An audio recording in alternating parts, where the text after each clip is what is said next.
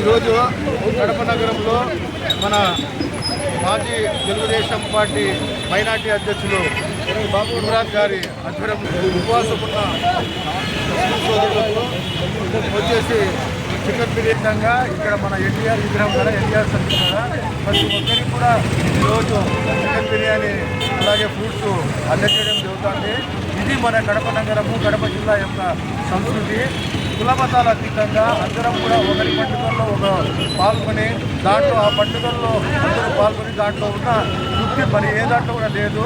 రంజాన్ మాసం వస్తే హిందూ సోదరులు వచ్చేసి మన ముస్లిం సోదరులకు శుభాకాంక్షలు తెలపడము, వారికి ఆశీర్వదించడము, ఇవన్నీ కూడా గతంలో మన పూర్వీకులు మన తాత ముత్తాతల కాలం నుంచి కూడా సంక్రాంతి పండుగటప్పుడు, ఉగాది పండుగటప్పుడు మన ముస్లిం సోదరులు వాళ్ళ ఇంటికాడికి పోయి ఆ యొక్క పండుగల్లో పాల్గొని వాళ్లకు శుభాకాంక్షలు తెలిపి ఆశీర్వాదాలు కలిగి చాలా సంతోషంగా ఉంటుంది.